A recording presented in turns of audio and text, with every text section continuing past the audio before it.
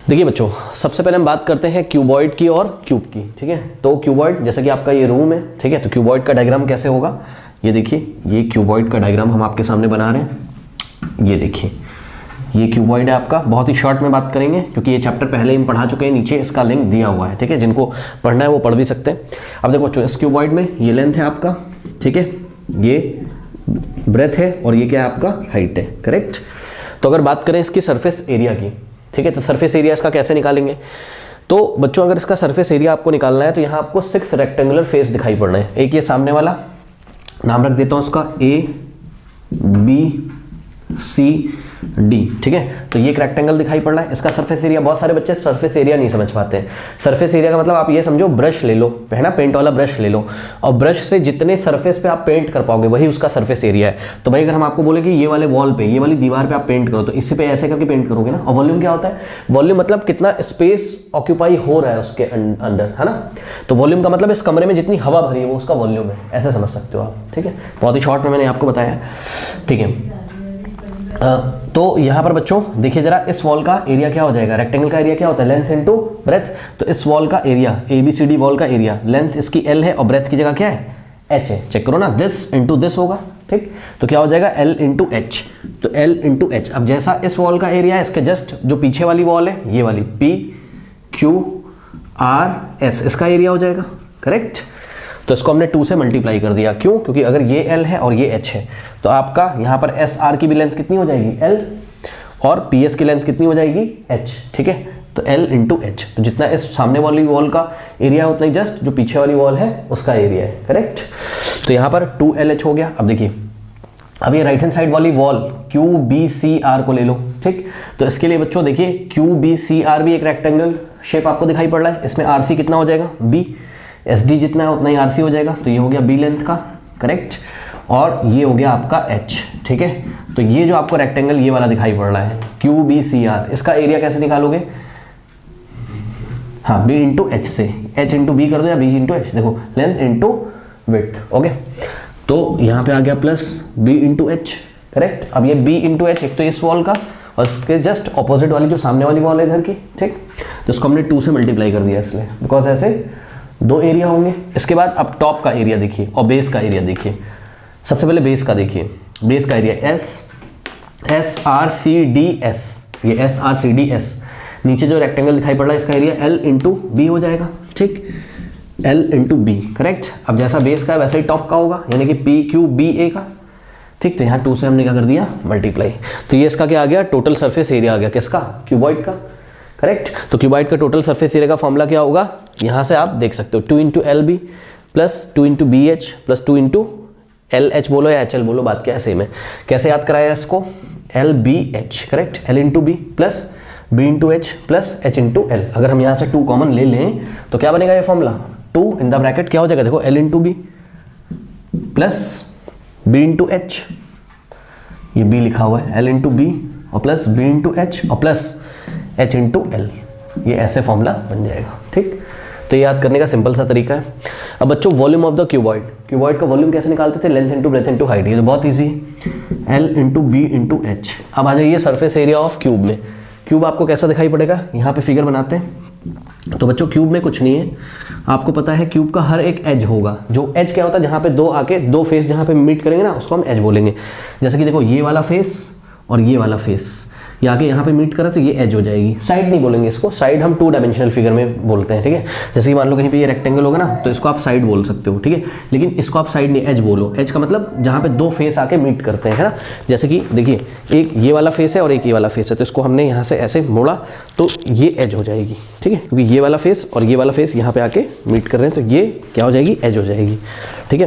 तो इसका हर एक एज जो होता है क्यूब में वो कितना होता है, सेम होता है, यानी कि ये भी A हो जाएगा, मतलब लेंथ भी इसका A हो जाएगा, ठीक है। और यहाँ नीचे से देखते हैं, इसका लेंथ भी A हो जाएगा, इसका ब्रेथ भी क्या हो जाएगा, A हो जाएगा, उसका हाइट भी क्या हो जाएगा, A हो जाएगा क्यूब में, ठीक। तो बस अब करना कुछ नहीं बच्चों, यहाँ पर L की जगह भी A रखो, B की जगह भी A रखो, H की जगह भी A रखो, बस। तो यहाँ A इंटू A स्क्वायर, और यहाँ पे A इंटू A स्क्वायर, और यहाँ पे A इंटू A स्क्वायर, ठीक। तो कितना हो जाएगा, A square plus A square plus A square, 3A square, और 3A इंटू 2 6A स्क्वायर, ठीक है। तो उसका टोटल सरफेस एरिया कितना आ जाएगा, 6A स्क्वायर।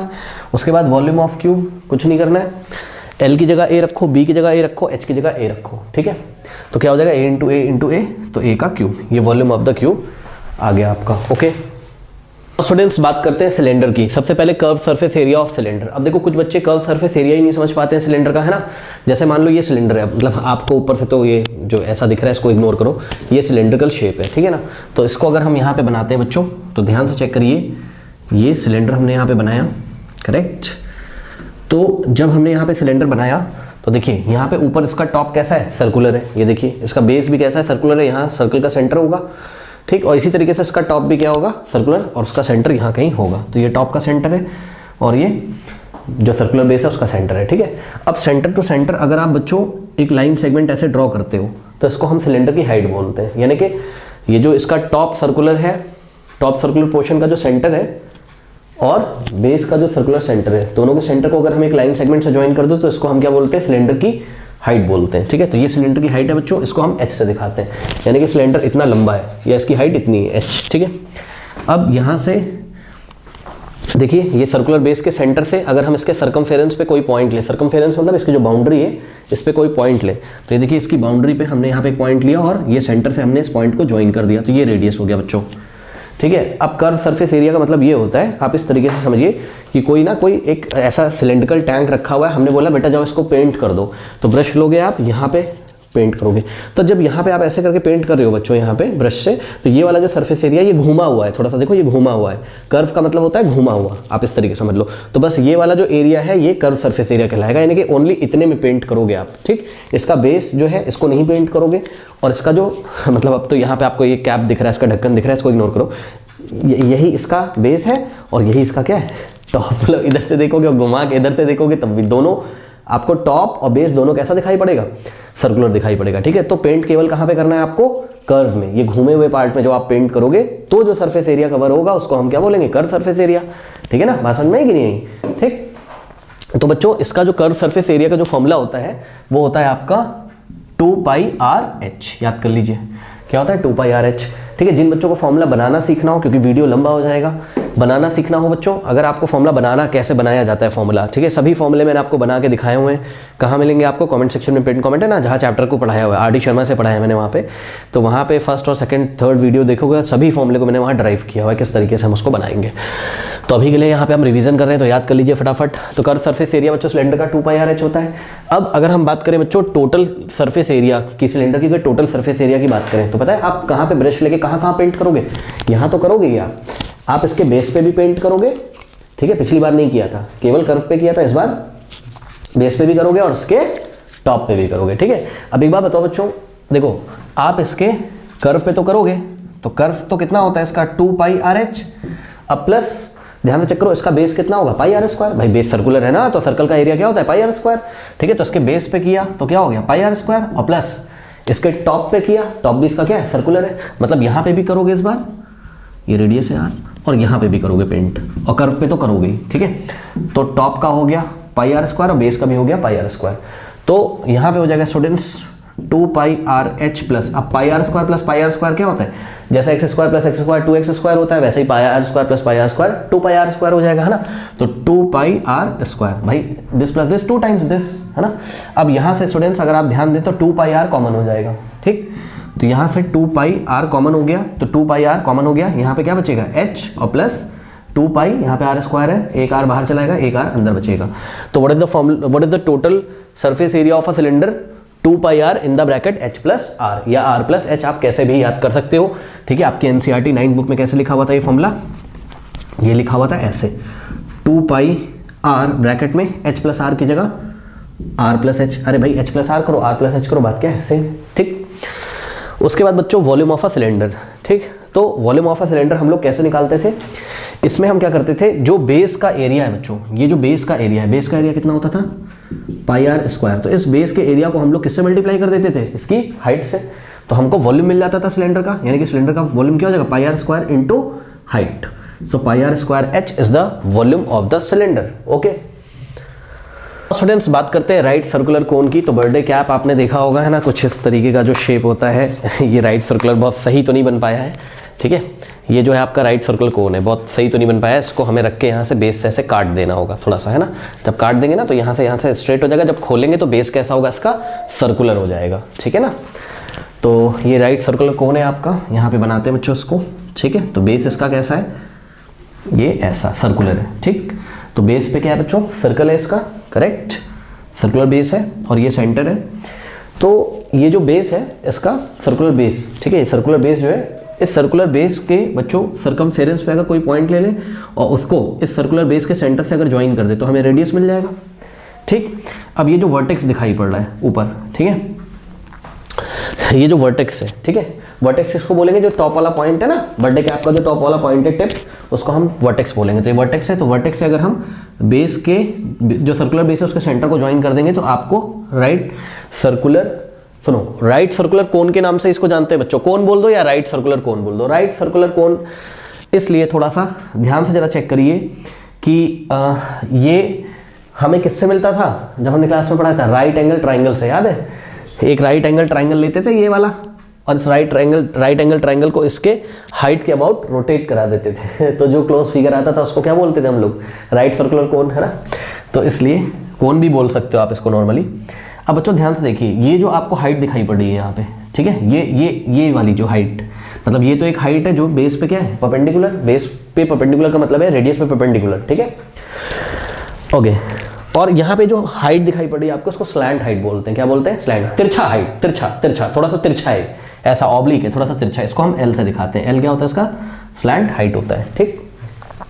अब देखिए बच्चों, कर्व सरफेस एरिया अगर आपको पूछा जाएगा कोन का, तो आपके दिमाग में आना चाहिए कि पूछा क्या जा रहा है। कर्व सरफेस एरिया का मतलब ये आप समझिए बच्चों यहाँ पर कि आपको केवल कहाँ पे पेंट करना है, बर्थडे कैप के ये कर्व वाले, ये जो घुमा वाला है एरिया, इधर केवल किनारे किनारे इसके, ठीक है। तो ये क्या आपका कर्व सरफेस एरिया, इसका फॉर्मूला क्या होता है बच्चों, पाई आर एल। अब ये एल कैसे निकालोगे बताओ, एल अगर आपको एच और आर दिया हुआ है तो एल हम लोग कैसे निकालेंगे, पाइथागोरस थ्योरम अगर हम लगा दें इस ट्राइंगल में तो क्या आ जाएगा, एल का स्क्वायर, चेक करो ना, ये triangle O A B, check करिए, right angle triangle O A B में एल क्या है, हाइपो, एच क्या है, परपेंडिकुलर, और आर क्या है, बेस। तो L square equal to H square plus R square, तो L square equal to H square plus R square. तो क्या हो जाएगा, एल की वैल्यू निकालेंगे तो स्क्वायर हटेगा, तो यहाँ पे क्या लेंगे, square root, positive square root लेंगे, बिकॉज एल क्या है, लेंथ है एक तरीके की, ठीक है। तो ये हो गया। अब बच्चों टीएस से मतलब total surface area of a right circular cone. Right circular cone का टोटल सरफेस एरिया अगर लोगे ना तो आपको ये सोचना पड़ेगा कि बर्थडे कैप के नीचे ना, बर्थडे कैप आप पहन नहीं सकते हो, नीचे से क्लोज हो गया है। सोचो नीचे हमने एक कार्डबोर्ड लगा दिया है, सोचो यहाँ पे अगर हम एक कार्डबोर्ड लगा दें, ठीक है, तो आपका ये नीचे से क्लोज हो जाएगा और हम टोटल सरफेस एरिया की बात कर सकते हैं। कैसे करेंगे, एक तो किनारे किनारे भी पेंट करोगे और जो इसका बेस, मतलब जो बेस है, ऐसे आपको कोन का बेस ये दिखाई पड़ेगा ना, यहाँ पे कार्डबोर्ड सर्कुलर हमने लगा रखा है, तो यहाँ तो पेंट करोगे और बेस पे भी पेंट कर दोगे। तो बेस तो सर्कल है इसका, और सर्कल का एरिया कितना होता है, पाई आर स्क्वायर। इसका मतलब क्या करना पड़ेगा हमें कि curve surface area pi R L में बेस का एरिया और ऐड कर दो, तो क्या आ जाएगा, पाई आर एल और प्लस पाई आर स्क्वायर। तो यहाँ से बच्चों आप लोग अगर कॉमन लें, पाई आर अगर आप कॉमन लेंगे तो ब्रैकेट में क्या बचेगा, एल प्लस आर, और शायद आपकी बुक में कहीं पे एनसीईआरटी में क्लास 9 में pi R in the bracket L plus R बोलो और चाहे आर प्लस एल बोलो, बात क्या है, सेम है। तो ये आ गया आपका टोटल सरफेस एरिया। उसके बाद बच्चों वॉल्यूम ऑफ अ कोन। देखो वॉल्यूम ऑफ अ कोन निकालने का मैं आपको तरीका बता दूं। सिलेंडर का आपको वॉल्यूम याद है कितना होता है, पाई आर स्क्वायर एच। बस सिलेंडर के वॉल्यूम को 3 से डिवाइड कर दीजिए, ठीक है, तो क्या हो जाएगा, पाई आर स्क्वायर एच। ये तो सिलेंडर का वॉल्यूम होता था, अब इसको आप 3 से डिवाइड कर दीजिए। सुनो, 3 से डिवाइड करने का मतलब होता है 1/3 से मल्टीप्लाई करना। सही बात है, 3 से डिवाइड करो चाहे 1/3 से मल्टीप्लाई करो, बात क्या है, सेम है। तो इसके आगे हमने 1/3 लगा दिया। बताइए अब क्या दिक्कत हो गई। हाँ, volume of a cone 1/3 pi are square h, या कहीं कहीं पे बच्चों 1 × पाई आर स्क्वायर एच क्या हो जाएगा, पाई आर स्क्वायर एच। तो कहीं कहीं आपको ये ऐसा भी मिलेगा, pi are square H divided by 3। तो जैसे भी याद करना है आप याद कर सकते हो। Okay, now students, right circular cone के साथ ही फ्रस्टम भी डिस्कस कर लेना सही रहेगा, ठीक है। तो आइए हम यहाँ पे फटाफट बच्चों फ्रस्टम डिस्कस कर लेते हैं, बिकॉज राइट सर्कुलर कोन को ही देख के आप फ्रस्टम डिस्कस कर सकते हो, ठीक है। तो फ्रस्टम क्या होता है बच्चों, अगर ये राइट सर्कुलर कोन को ना, अगर इसके प्लेन, ये जो इसका प्लेन है सर्कुलर बेस, ठीक है, इस प्लेन के पैरेलल अगर आप एक प्लेन लेके आओ, ऐसे देखो, एक हम एक प्लेन लेके आते हैं, ये वाला जो प्लेन है ना वो सर्कुलर बेस के पैरेलल है। पैरेलल मतलब समझ लो ना, ये देखो ये सर्कुलर बेस है ना, तो ये ऐसा नहीं होना चाहिए, ठीक है। ये जो प्लेन अभी हम लेके आ रहे हैं ये ऐसा नहीं होना चाहिए, ये सर्कुलर बेस के एकदम पैरेलल होना चाहिए, ठीक। मतलब यहाँ से किसी भी पॉइंट की डिस्टेंस अगर इसके बेस से निकाले तो हर बार क्या आनी चाहिए, सेम आनी चाहिए। तो ये एक पैरेलल प्लेन लेके आइए इसके बेस के और इसको ऐसे कट लगा दीजिए, इसको ऐसे काट दोगे तो ऊपर एक छोटी सी कैप निकल जाएगी और नीचे बकेट जैसा कुछ आपके पास बच जाएगा, है ना। तो यहाँ से क्या किया हमने, ये प्लेन लाके इसको ऐसा हमने कट लगा दिया। तो बच्चों ऐसा जब इसको कट लगा दोगे आप तो यहाँ से ये कट जब लग जाएगा तो कुछ ये ऐसा आपको दिखाई पड़ेगा, सही है। इसको हम फ्रस्टम बोलते हैं, ठीक। अब देखिए बच्चों, इस फ्रस्टम में आपके पास ये जो रेडियस होती है, देखिए अब यहाँ पे आपको दो सर्कुलर बेस दिखाई पड़ रहे हैं। एक तो नीचे देखिए सर्कुलर बेस है, एक ऊपर सर्कुलर बेस है। इस बार दोनों सर्कल कॉन्सेंट्रिक तो है, मतलब दोनों के सेंटर से, कॉन्सेंट्रिक तो नहीं बोल सकता हूँ मैं, दोनों के सेंटर एक लाइन में लाई कर रहे हैं। तो दोनों के सेंटर को अगर हम ज्वाइन कर देंगे तो इसको हाइट बोल देंगे इसकी, ठीक है। जो बड़ा वाला रेडियस होता है अकॉर्डिंग टू एनसीईआरटी उसको हम R1 से दिखाते हैं, और जो छोटा वाला रेडियस होता है उसको हम किससे दिखाते हैं, R2 से दिखाते हैं, ठीक। याद रखिएगा बच्चों, R1 is greater than R2, correct. और ये हाइट हो गई। और ये जो आपको ऑब्लिक, ये जो तिरछा ऐसे हाइट दिखाई पड़ रहा है ना, तिरछा का मतलब ये बेस पे 90 नहीं बनाता है, बल्कि ये वाला हाइट बेस पे क्या बनाता है, 90 बनाता है। तो ये जो ऑब्लिक है बच्चों, इसको हम लोग L से दिखाते हैं। किससे दिखाते हैं, L से दिखाते हैं। अब देखिए यहाँ से देखते जाइए और फ्रस्टम का भी लिखते जाइए। सबसे पहले क्या था आपका, curve surface area of cone था, तो यहाँ पर हम कर्व सरफेस एरिया ऑफ क्या लिख रहे हैं, फ्रस्टम। देखो बहुत इजी है इसको लिखना, कोई दिक्कत है नहीं। जैसे कि यहाँ पे फॉर्मूला होता था ना पाई आर एल, ठीक। तो यहाँ पे बस R की जगह R1 + R2 आ जाता है बस, ठीक है। तो यहाँ पे curve surface area of frustum क्या बनेगा, पाई × L तो ऐसे ही रहेगा, और ब्रैकेट में क्या R की जगह क्या आ जाएगा, R1 + R2, ठीक है। यानी कि दोनों ही रेडियस को आपको ऐड कर देना है, ठीक है। तो R1 + R2 ये हो गया, ठीक। अब अगर आपको यहाँ बच्चों टोटल सरफेस एरिया, अच्छा इमेजिन कर सकते हो, जैसे ये बकेट है, बाल्टी है बकेट, तो हमने बोला भाई कर्व सरफेस एरिया इसका बताइए, तो आप इमेजिन करिए कहाँ पेंट करोगे, केवल किनारे किनारे, ठीक। वैसे तो बकेट नीचे से क्लोज रहता है, ऊपर से ओपन रहता है बकेट, मतलब इसको ऐसे पलट दो तो ये वाला ऊपर आ जाएगा और ये वाला बेस नीचे चला गया, तो बकेट जैसा आपको दिखाई पड़ेगा कुछ इस तरीके का, ये ऐसे, ठीक। तो सोचो अगर हम ऊपर भी एक सर्कुलर कार्डबोर्ड लगा दें, ठीक, तो दोनों तरफ से बकेट हमारा क्लोज हो जाएगा। और फिर अगर हम आपको इसको पेंट करने के लिए बोले तो कर्व तो पेंट करोगे ही, टॉप वाले कार्डबोर्ड को भी पेंट करोगे और नीचे जो बेस है उसको भी आप पेंट कर दोगे, तो टोटल सरफेस एरिया आ जाएगा, है ना। और जो टोटल सरफेस एरिया होगा बच्चों, करना कुछ नहीं है, कर्व में हमें क्या ऐड करना पड़ेगा, ये देखिए ये जो बेस है और ये जो यहाँ पे टॉप है, या ऐसे पलट के रख दोगे तो ये बेस बन जाएगा, ये टॉप बन जाएगा, ठीक है। तो बेस क्या है इसका बताइए, यहाँ पर सर्कुलर है और सर्कल का एरिया क्या होता है, πr², ठीक है। तो पाई और r की जगह क्या रखेंगे, R1², ठीक। अब यहाँ टॉप का एरिया, तो ये देखिए बेस का निकाल लिया हमने, क्या आ गया πr1², और इसका जो टॉप है ये भी तो सर्कुलर है, तो क्या हो जाएगा πr2², ठीक है। ये अब करना कुछ नहीं बच्चों, हमें जब टोटल सरफेस एरिया और फ्रस्टम अगर निकालना है यहाँ पे, ठीक है, तो यहाँ पर बच्चों हम लोग कर्व सरफेस एरिया तो उतना ही लेंगे, पाई L in the bracket R1 + R2, और इसमें हम लोग को ऐड कर देना है ये दोनों, ठीक है, बेस और टॉप का एरिया, यानी कि पाई R1² और प्लस पाई R2², ठीक है। तो याद करने की जरूरत नहीं होती, बस हम लोग फॉर्मूला बना लेते हैं, ठीक है। अब करना कुछ नहीं, अगर आपकी मर्जी है तो यहाँ से आप पाई कॉमन ले लोगे, तो अगर यहाँ से अगर आप पाई कॉमन ले लोगे तो पाई इन द ब्रैकेट R1² + R2² आपको दिखाई पड़ेगा ये फॉर्मूला, ठीक है, कुछ इस तरीके का, पाई इन द ब्रैकेट R1² और प्लस R2², ऐसा ही आपको दिखाई पड़ेगा पाई कॉमन लेने के बाद, ठीक है, सिंपल है।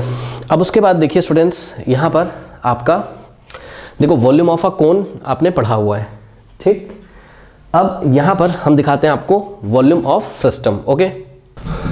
तो स्टूडेंट्स यहाँ पर हो जाएगा आपका volume of frustum is equals to, जो फ्रस्टम का वॉल्यूम होगा, ध्यान से चेक करिए, जैसे कोन का वॉल्यूम है ना, सब कुछ वैसे ही चलेगा, मतलब 1/3 पाई h तो वैसा ही रहेगा, बस R² की जगह आपका क्या आ जाएगा वो मैं आपको बता रहा हूँ।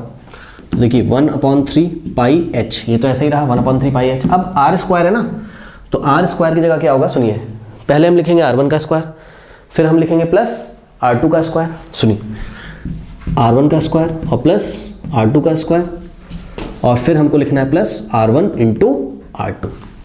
थोड़ा अगर आप लोग दिमाग लगाएं बच्चों, ठीक है, तो हमें वॉल्यूम चाहिए, अगर हमें वॉल्यूम चाहिए तो ये वाले ब्रैकेट में हमें यूनिट क्या चाहिए होगा, मीटर², और हाइट का यूनिट अगर मीटर होगा तो मीटर × मीटर² क्या बनेगा, मीटर क्यूब ही तो वॉल्यूम का यूनिट होता है ना, ठीक है। तो आपको इस ब्रैकेट में मीटर स्क्वायर मिलना चाहिए, तो चेक करो R1 का स्क्वायर करेंगे तो मीटर स्क्वायर हो जाएगा, R2 का स्क्वायर करेंगे तो मीटर स्क्वायर हो जाएगा, और फिर R1 इंटू R2 करेंगे क्योंकि R1 भी मीटर में होगा और R2 भी मीटर, तो मीटर इंटू मीटर कितना हो जाएगा मीटर स्क्वायर। हमें पता है कि metre square plus metre square plus metre square तो मीटर स्क्वायर में ही आएगा ना आंसर।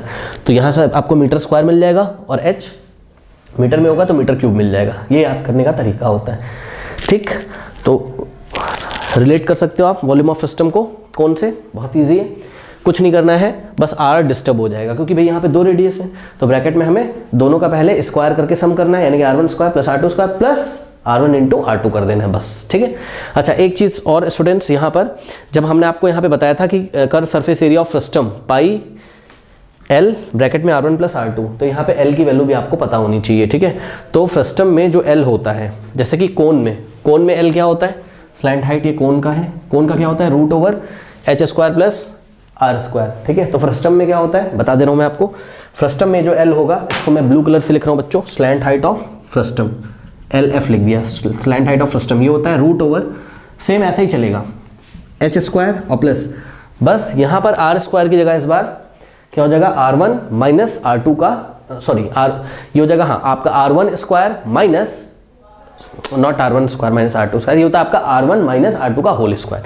तो याद रखिएगा ये हो जाएगा था आपका R1 माइनस R2 का होल स्क्वायर, सही है, गलती नहीं करिएगा, R1 square minus R2 square नहीं करिएगा, R1 माइनस R2 का होल स्क्वायर। बताइए कोई डाउट है, ठीक है। तो एक क्लास में सब हमने प्रूफ भी कराया हुआ है, ओके, नोट कर लीजिए। बात करते हैं स्फीयर ऑफ हेमीस्फीयर की। सबसे पहले तो मैं आपको एक बात बताना चाहता हूँ बच्चों, देखिए जैसे आपने सर्कल पढ़ा हुआ है, ठीक है, क्लास 6, 7, 8, 9, 10 में सर्कल पढ़ा है, तो सर्कल एक 2 डायमेंशनल फिगर है। 2 डायमेंशनल फिगर मतलब समझ लो ना आप, जैसे अब ये सर्कल है बच्चों, तो सर्कल को जब आप काटोगे ऐसे सीजर से, मतलब एक सर्कल बनाओ अपनी कॉपी में, उसको कैंची से काट के निकालो, सीजर से जब आप काट के निकालोगे ना तो आपको प्लेन मिलेगा, क्या मिलेगा आपको, एक ये देखिए आपको एक प्लेन मिलेगा। तो ये कैसा फिगर है, ये 2 डायमेंशनल, 2D का मतलब 2 डायमेंशनल फिगर है। इसमें केवल हम सरफेस एरिया की बात करते हैं, ठीक है, ये याद रखिए, ठीक। लेकिन जो स्फेयर है, गोला, जैसे कि बॉल जो आप खेलते हो, एक सॉलिड बॉल ले लीजिए, कोई एक रबर की जो बॉल आती है बच्चों की छोटी, सॉलिड, ठीक है। जब आप सॉलिड बॉल लोगे, ठीक है बच्चों, तो जो बॉल होती है, इसको मैं डॉट डॉट लगा देता हूँ, डॉट डॉट का मतलब कैसा फिगर है, 3 डायमेंशनल फिगर है, ओके, ये आप समझ लीजिए, बस मैंने डिफरेंस बताने के लिए यहाँ डॉट डॉट कर दिया है, शेड कर दिया है, तो वो 2 डायमेंशनल फिगर है, और ये 3D, ये 3 डायमेंशनल फिगर है, 3D, ये स्फेयर है, ठीक है। तो ये सर्कल है, ठीक है, ये आपका सर्कल है, और ये सेंटर से लेके इसके सर्कमफेरेंस तक की जो डिस्टेंस होगी इसको हम लोग रेडियस R से दिखाएंगे। और यहाँ पर भी बच्चों ध्यान से करिए, ये सर्कल का सेंटर तो प्लेन में होगा, ठीक, लेकिन जो स्फेयर है उसका सेंटर कहाँ होगा, सोचो ये बॉल है, बॉल का सेंटर अंदर होगा कहीं 3 डायमेंशन में, ओके। तो ये सेंटर से लेके और उसके सरफेस तक, ये बॉल है, बॉल के सेंटर से उसके सरफेस के किसी पॉइंट को जब आप मिलाओगे तो आपको रेडियस मिलेगा, ठीक है, ये हो गया इसका रेडियस, ठीक। तो सर्कल में आप वॉल्यूम की बात नहीं करोगे ना, सर्कल में आप केवल बात करोगे किसकी, एरिया की बात करोगे सर्कल में, ठीक। और सर्कल का एरिया पाई R स्क्वायर होता है, सभी बच्चों को पता है, ठीक। और आपका जो स्फेयर होता है बच्चों, ठीक है, गोला, स्फेयर जो होता है गोला, तो उसमें जब आप बात करोगे तो आप एरिया की तो बात करोगे, आप वॉल्यूम की भी बात करोगे, एरिया की बात कैसे करोगे। सोचो अगर हम आपको एक बॉल दे दें, बोले पेंट करो, तो आप बाहर उसके जो सरफेस है बॉल का, ये जो बाहर वाला सरफेस है, इस पर ब्रश से पेंट कर लोगे बढ़िया से, ठीक। तो यहाँ पे एरिया की तो बात होगी और वॉल्यूम की भी बात होगी। वॉल्यूम मतलब उसके अंदर कितना मटेरियल भरा हुआ है, ऐसे सोचो। और अगर हॉलो बॉल है, मतलब खोखली अगर बॉल है, ठीक है ना, तो उसमें एयर भरी होगी, ठीक है, बट अंदर कितना वॉल्यूम है, कितनी जगह है अंदर, वो हो गया आपका वॉल्यूम। बात समझ में आई कि नहीं, ठीक है। तो यहाँ पे आप एरिया और वॉल्यूम दोनों की बात करोगे, ठीक है। हाँ, तो मैं बताने ये वाला था बच्चों, जब आप सर्कल को यहाँ से कट लगाते थे ऐसे, ठीक, तो ये कैसे कट लगाओगे बताओ, ये प्लेन फिगर है, सीजर लाओगे ऐसे काट दोगे इसको, ठीक। तो आपका जो सर्कल बनता था, याद है, इसको हम सेमी सर्कल बोलते थे, याद करिए, सेमी सर्कल बोलते थे, ठीक। मतलब जब 2 डायमेंशनल फिगर सर्कल को कट लगाया जाता है, तो जब हाफ सर्कल आपको मिलता है, उसको आपने कौन सा शब्द दिया, सेमी सर्कल। तो सेमी शब्द कब लगाते हैं, जब फिगर कैसा हो, 2 डायमेंशनल फिगर हो, और 2 डायमेंशनल फिगर को हम हाफ कर देते तो सेमी सर्कल बोलते हैं, उसको सेमी लगाते हैं। लेकिन जब 3 डायमेंशनल फिगर को हाफ करोगे तो हेमी लगाते हैं हम, क्या लगाते हैं, हेमी लगाते हैं, ठीक है। जैसे बॉल है, बॉल क्या, एप्पल ले लो आप, लेट अस अज्यूम कि एप्पल बिल्कुल गोल है, ठीक, तो एप्पल को आप काट दो 20 से। तो जब आप एप्पल को काटोगे बच्चों 20 से, तो यहाँ मैं बना रहा हूँ, आपको हेमीस्फेयर मिलेगा। सेमी स्फेयर नहीं बोल सकते, सेमी का मतलब भी आधा होता है, लेकिन सेमी वर्ड का यूज हम 2 डायमेंशनल फिगर के लिए करते हैं। 3 डायमेंशनल फिगर के लिए हम हेमी वर्ड का यूज करेंगे। तो सोचो बच्चों, जब आप इसको यहां से ऐसे कट लगाओगे तो आपको एक ऐसा दिखाई पड़ेगा। सोचो ये ऐसे, और यहां नीचे आपको एक सर्कुलर बेस दिखाई पड़ेगा कि नहीं, सही है ना। आपका जो बाउल होता है, कटोरा देखा है ना आपने बाउल तो बाउल को आप देखो, और बाउल का ये जो सर्कुलर एंड है, इसको अगर आप कार्डबोर्ड से बंद कर दो तब तो आपको समझ में आएगा, ठीक है। तो एक यहाँ पे बेस होगा इसका, ठीक, और ये सरफेस एरिया होगा। और अगर हम यहाँ से कार्डबोर्ड वापस से हटा दें आगे से, इसके जो ओपन, इसका जो ये सर्कुलर बेस है, ठीक है, यहाँ से अगर हम कार्डबोर्ड हटा दें तो पानी भी भर सकते हैं। तो कितना इसमें पानी आ रहा है वो क्या है, इसका वॉल्यूम है। और इसके सरफेस एरिया 2 होंगे बच्चों, ध्यान से चेक करिए। इसके सरफेस एरिया 2 होंगे। एक तो होगा कर्व कौन सा है बताओ, ये बाउल है, तो ये वाला जो कर्व है, ये curve surface area. Total surface area की बात करोगे तो क्या होगा, कर्व तो लेंगे और कार्डबोर्ड से इसका मुंह भी बंद करेंगे ऊपर से। तो जब टोटल की बात करोगे तो ये तो लोगे और कार्डबोर्ड का भी एरिया लोगे, मतलब सर्कल का भी एरिया लोगे। बात समझ में आई कि नहीं। लेकिन ध्यान से सुनिए बच्चों, जब हम बात करते हैं किसकी, स्फीयर की, तो हम केवल सरफेस एरिया लिखते हैं। वहां कर्व सरफेस एरिया का कोई कॉन्सेप्ट नहीं होता है, क्योंकि यहां पर स्फीयर में जो सरफेस एरिया होता है वही टोटल सरफेस एरिया होता है। भाई आप एक बॉल ले लो और मैंने बोला बॉल को पेंट करो, तो क्या इसमें कर्व सरफेस एरिया और टोटल सरफेस एरिया 2 अलग अलग चीजें होंगी? नहीं। जब आप बॉल को पेंट करोगे बच्चों तो पूरा ही पेंट कर दोगे ना इसको, बॉल को जब पेंट करोगे पूरा ही पेंट कर दोगे इसको, ठीक है। लेकिन जब आप मतलब स्फीयर को पेंट करोगे पूरा पेंट कर दोगे, लेकिन जब आप हेमीस्फीयर को पेंट करोगे तो आपके पास 2 ऑप्शन होंगे। क्या, या तो केवल उसके कर्व पे पेंट कर दो, है ना, तो ये क्या कहलाएगा, कर्व सरफेस एरिया। और जब हम बात करेंगे भाई टोटल सरफेस एरिया, तो आप बोलोगे भाई इसका जो ओपन, ये जो मुंह इसका खुला हुआ है, इसको पहले एक सर्कुलर कार्डबोर्ड से पहले बंद करो और उस सर्कुलर कार्डबोर्ड पे भी पेंट करो, तो टोटल सरफेस एरिया आ जाएगा इसका, कर्व प्लस सर्कल का। बात समझ में?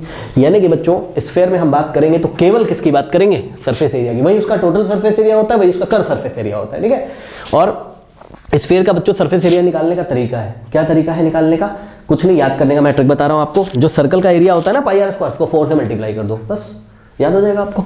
तो सरफेस एरिया ऑफ स्फीयर कितना हो जाएगा, 4 पाई आर स्क्वायर। सर्कल का कितना होता है, पाई आर स्क्वायर, को 4 से मल्टीप्लाई कर दो तो स्फीयर का आ जाएगा। अब मेरी बात ध्यान से सुनिए, यहां पर बच्चों सबसे पहले हम बात करते हैं किसकी, कर्व सरफेस एरिया की। किसकी, हेमीस्फीयर के कर्व सरफेस एरिया की बात आप पहले करोगे।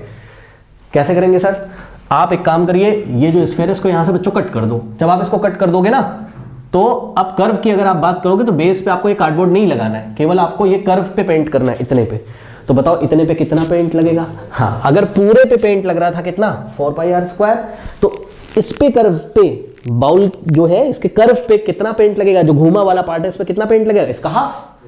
तो इसको 2 से डिवाइड कर दो, तो बताओ बच्चों कितना आ जाएगा, 4 pi are square divided by 2, half कर दो इसको, तो ये कितना आ गया, 2 पाई आर स्क्वायर, यानी कर्व सरफेस एरिया कितना आ जाएगा हेमीस्फीयर का, 2 पाई आर स्क्वायर, करेक्ट। अब बात करते हैं टोटल सरफेस एरिया की। जब टोटल सरफेस एरिया आप करोगे तो ध्यान चेक करो, ये कर्व का कितना आया था आपका, 2 पाई आर स्क्वायर, क्योंकि पूरे का कितना था, 4 पाई आर स्क्वायर, तो कर्व का कितना है, 2 पाई आर स्क्वायर। अब इसमें आप बेस का भी एरिया ऐड करोगे, और बेस क्या है इसका, सर्कुलर है, तो सर्कल का एरिया क्या होता है, पाई आर स्क्वायर, ठीक। आर क्या है यहाँ पर, रेडियस है, ठीक है। तो यहाँ टोटल सरफेस एरिया कितना हो जाएगा बच्चों, 2 pi are square plus pi are square कितना हो जाएगा, 3 पाई आर स्क्वायर। कोई डाउट है, सिंपल है, ठीक। अच्छा चलो बहुत बढ़िया। देखो बच्चों वॉल्यूम ऑफ स्फीयर हम लोग कैसे याद करेंगे, ठीक। तो वॉल्यूम ऑफ स्फीयर हम लोग ऐसे याद करेंगे,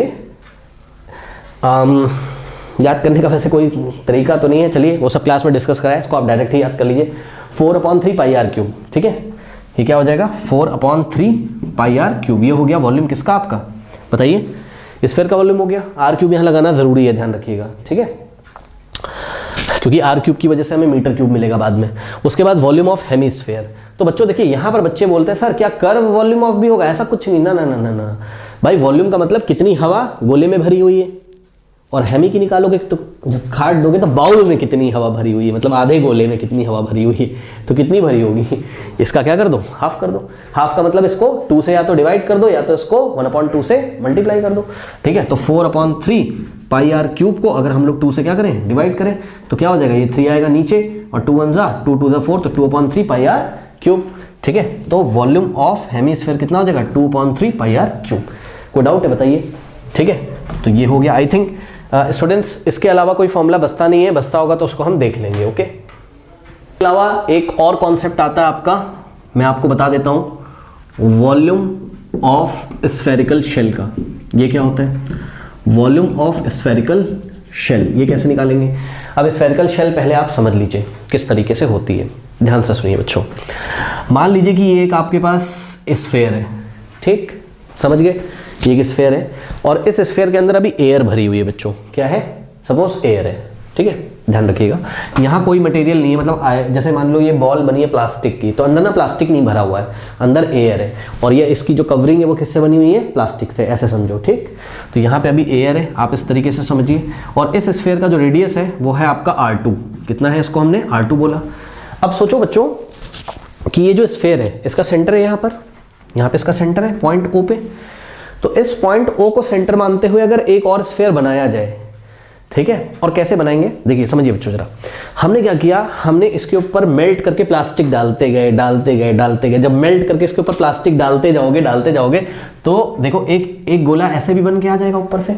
और यहाँ क्या भरा हुआ है बताइए? प्लास्टिक भरी हुई है, ठीक है, नहीं समझ में आई बात?